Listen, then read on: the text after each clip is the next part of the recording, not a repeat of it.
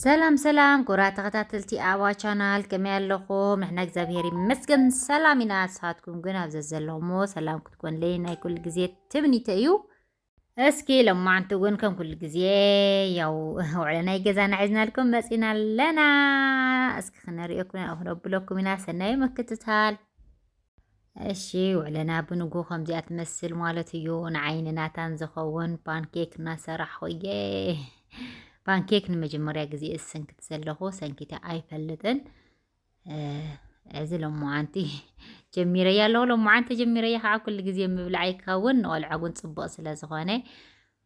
ያው ትሪጎለهم ከምዚ አገርና ሰንኩክ የናታን ጎና ሰንኩት ኩሉ የበቃ ናታን ሕዲስ ወይ ጫንወሎ ናታን ክትሰርሕ ከለኻ ጀመየ ስርሐካ ንዩ አይሳን ጥራሕ ያው ከምዚ አገርና ፓንኬክና ሰራሪዕና ማለት እዩ ምስ ናታን ቁርስና አይከኸውን ዘሎ ማለት እዩ ከምታ ትሪእዎ ዘለኹ ከምዚ አገርና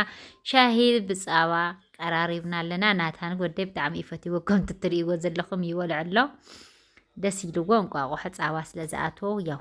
ንቆልዓጉን ፅቡቕ ኢለ ዝሓስብ ካብኡ ደሞ ያው ማለት መውዕሊኻ ዝኸውን ሓደ ሓደ ነገር ትሰሪሕካ መቸም ከምዚ በተለይ ቆልዓ ስለ ዝሓዝኩ ሰሪሐ ገለ ከቐምጥ ከለኹ ካብኡ እናልዕልካ ምብላዕ ደስ ስለ ዝብል ከምዚ አገይረን ሰምስ ቆረስና ከዓኒ ንጣዓሞና ንድሓር ገለ ዝኸውን ኢለ ከምዚ ኣብ ድንሽ ክሮሰን ክሰርሕ ሓሲባ ኣለኹ ያው ግን ኦቨን የብለይ ብምንታይ እየ ክሰርሖ እስኪ ሓቢርና ክርኢና ማለት እዩ ከምዚ አገይረ ድንሽን ካሮትን ገይረ ሰሪሐ ኣለኹ እዚ ከዓኒ ኣውኪዐዮ ኣለኹ እቲ ዊሕቕ ማለት እዩ ካብኡ እስካዕ ንሱ ዝበኽዐለይ ከዓኒ ኣብዚ ቆሎ ክቐልየን ምንታይ ኣዶ ቆልዓ ስለ ዝኾንኩ ግድን እየ ማይ ክሰቲ ዘለኒ ማይ ንክሰቲ ከዓኒ ቆሎ ክበልዕ ኣለኒ ወይ ከዓኒ እንድግዱግ መሳሊ ጨው ግብር ኣቢልካ ንፃባጡ መውረዲ ስለዚ ኣነ ካብ እንድግዱግ ቆሎ ይሕሸነ ቆሎ ቀልየ ከምቲ መጋጠም ሓፍተይ ዕርፍቲ ስለ ዘላ ንዓኣ ክጥቀም ኢለ እየ ቆልዓ ክትሕዘለይ ቆልዓ ትሕዘለይ እሞ ኣነ ከዓ ስርሐ ይሰርሕ ኩሉ ግዜ ሰብ ስለ ዘይትረክብ ሰበብ ትረኽበሉ ግዜ ኣጋጣሚ ተጠቒምካ ስራሕካ ምውጋን ዝመስሎ ነገር የለን እዩ ኣነ ኩሉ ግዜ ከምኡ እየ ዝገብር ኣሕዋተይ ስራሕ ዘይብለን ወይ ከዓ ካብ ትምህርቲ ገለ ክትመፅእ ከላ ሓፍተይ ዝሕፀብ ዓለባ ሓፅብ ካሊእ ዓበይቲ ስራሕታት ዝስራሕ እንተሃልዩኒ እሰርሕ ያው ከም ዝኾን ኮንካ ከዓኒ ንመዓልታዊ ናይ ምሳሕኻ ናይ ድራርካ ከዓኒ ትሰርሕ ኢኻ ግን ትዋና ዋና ንኣብነት ቆሎ ከምዚ ሰሪሐን ተቐሚጠ ኩሉ ግዜ እናልዕልኩም ምብላዕ ጥራሕ እዩ ስለዚ ኣዶ ቆልዓ ስለ ዝኾንኩ ንፃባ ማይ ንኸስትየኒ እየት ቆሎ ዝቆልዎ ዘለኹ ኣብዚ ሓቢለ ያው ዓተርን ስርናይን እዩ እንደግዲግ እየ ዝቆልዎ ዘለኹ ከም ናይ ዓዲ ከም ዝሽየጥ ቆሎ ይኮነን ከም ናይ ዓድና ቆሎ እዩ ኣብዚ ተንደግዲጉለይ ትስርናየ እናፅፈፍክዎ እዩ እና ፅቡቕ እዩ ኣዶ ቆልዑ ዝኾንከን ቆሎ ብልዓ ካብኡ ማይ ከስትየክን እዩ ማይ ፅቡቕ እዩ ግድን ዋላ ሓኪማት ኣዶ ቆልዑ ተጥዋ ማይ ስተያ እዮም ዝብሉ ፈሳሲ ነገር ስለ ዝብሉ ኣብዚ ከዓኒ እናሰጣሕኽዎ እየ ስርናይ ግዴታ ክቆሎ ተኮይኑ ሃፈፍ ክብል ኣለዎ ስለዚ ዋና ደገይረ ኣሕዋተይ ክመፅእ ከለዋ ገለ ዕርፍቲ ከምዚ ገይረ ዘሰርሕ ማለት እዩ ስለዚ ከምዚ ጌርና ንፋስ ቁንጣሪተይ ከነውቅዖ ኢና ከምዚ ኣቢለ ቀስ ኣቢለ ከዓነ ሰጥ ኣለኹ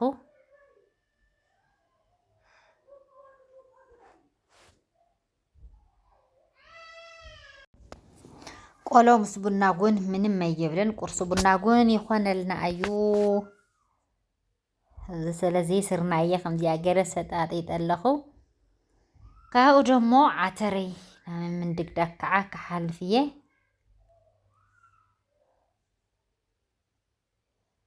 ግድን የርቅቕ ኣቢለ ምእንታ ቀልጢፉ ሃፈፍ ክብለለይ ኣርቅቕ ኣቢለ እየ ክሰጦ ዘለኒ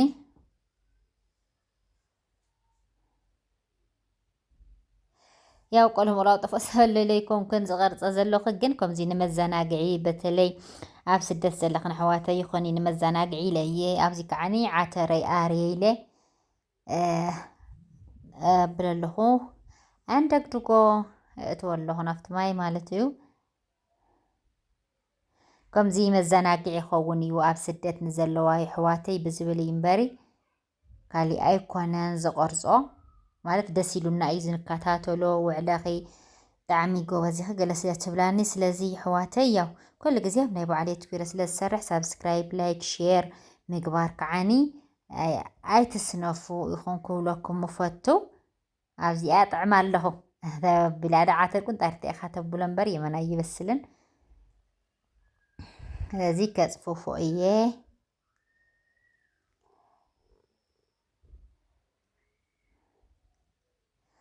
እዚአን ኩለን ቀልየ ከዓኒ ያው መበሊኻ ይኸውን መቐነይኻ ይኸውን ማለት እዩ ተቐሙጦሞ እናውፃኻ ምብላዕ ንቁርሲ ቡና ሓደ ግዜ ግን ጋሻ ክመፀካ ከሎ ኣጋጣሚ ዝኾነ እንጀራ ገለ ተዘይብልካ ግን ትቕርበሉ ኢኻ ችግር የብሉን ቆሎ ደይቕረብ ከይትብላኒ ግን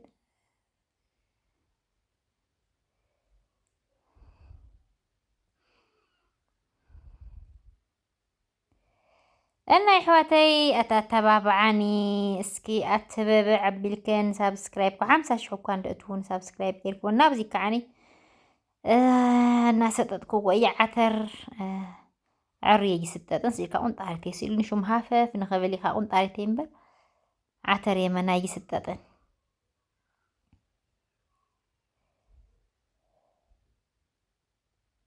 ከምቲ ትሪኦ ዘለኽን ስኢለ ቁንጣሪት ሃፈፍ ንኽብልለይ ትማይ እናብዚ ከዓ ወዲ እና ሃፈፍ ኢሉ ትስርናይ ናብ ምቕላው ሓፍስ ኣለኹ እንቀልዎ ላይክ ግበራለይ ላይክ ግበራ ኢኽንሺ ኣብዚ ከዓ እናቐሎናየ እዩ ኣጋጣሚ ኣነ እናጠኹ ሓፍቲ እያ ትቆልወለይ ዘላ ቆሎ ቆላሊና ከምዚ ጌርና ማለት እዩ ሕዚ ከዓ ናብቲ ዘብኳዕኽዎ ክሓልፍ እየ ኣብዚ ክሮሰን እየ ክሰርሕ መቸም በተለይ ደገ ዘለኽን ኣሕዋተይ ትፈልጡ ኢኽን ክረሰን በተለይ ረመዳን ብጣዕሚ እዩ ዝስራሕ ተኣሽሙ እዩ ዝስራሕ ምግቢ እዩ እና ብጣዕሚ እየ ኣነ ዝፈትዎ በተለይ በትክልቲ ክኸውን ከሎ ዝጅብና ገለ ምን ዝበሃል ብዙሕ ኣይፈትዎን እየ ከምዚ ግን ብድንሽ ክኸውን ከሎ ግን ብጣዕሚ እየ ዝፈቱ ረእኽን ከምዚኣ ገይረ ንጣዓሞና ዝኸውን እየ ዝሰርሕ ዘለኹ ብጣዕሚ እየ ፅቡቕ ከምዚ ብሻሂ ክኸውን ከሎ ደስ እዩ ዝብለካ እና ከምዚ ኣቢለ እናሰራሕኩ እየ ኦቨን ከዓ ቀረባ ግዜ ገዚአ እስኪ ክርኢ ይኸውን ማለት እዩ ኣብዚ ኣሎ ኦቨን ጠይቀ ግን ገዚፍ ኣይኮነን የመና ኣብ ኣክሱም ዝሸጥ ኩሉ ንእሽተያት እዩ እስኪ ካብ መቐለ ከምፅእ ክሙኩርየ ኣብ መቐለ ፅቡቅ ኣሎ እዩ መቐለ ስለዘይከይድ እምበር ወይ መሓዛይ ክትሰደለይ ትኸውን ኣደ ፅንዓት ትፈልጣ ተኮይንከን ባ ፅንዓት ሸው ክልእኸልክ እየ ኢላሃኒ እስኪ ክትልእኸለይ ክገብር እየ ካብኡ ኣብዚ የበክሱም ኣሎ ግን በዓል ሓደ ፓትራል እናኾነ ንእሽተያት እናኾነ ማለት ፅቡቕ ኦቨንስ የለን ኣብዚ የበክሱም ማለት እዩ ዝኾነ እውን ብጣዕሚ የኽብርዎ ስለዚ ሎሙዓንቲ ከምዚኣ ገይረ መጨረሻ ብምንታይ ከም ዝሰርሓ ሓቢርና ክርኢና ማለት እዩ ኣብ ቀረባ ግዜ ከዓ ኦቨነይ ግዜ ዝተፈላለዩ ነገራት ኣብ ንየ መቸም ምግቢ እየ ይሰርሕ ነይረ ኣብኡ ዝሰርሑ ዝነበርኩ ምግብታት ከምዚኣት እናሰራሕኩ ፖስት ክገብር እየ ያው ንቆልዓ እውን ፅቡቅ እዩ ቆልዓ ኣነ ሕዚ ናታን ምግቢ ስለ ዝተበልዕ ተፈላለየ ነገር ከምዚ ሰርሐ ተብላዕዎ ብጣዕሚ ንዕኡ ፅቡቅ ዝኾነሉ እና እዚኣ ከዓ ከምዚኣ ገይረ ብሸሓነ ገይረ እናሰጠጥክዋ እየ ክሳዕ ክችን እዩ ዝስርሕ ክችን ስለ ዘይብለይ እየ ከምዚኣ ገይረ ዝሰጣ ዘለኹ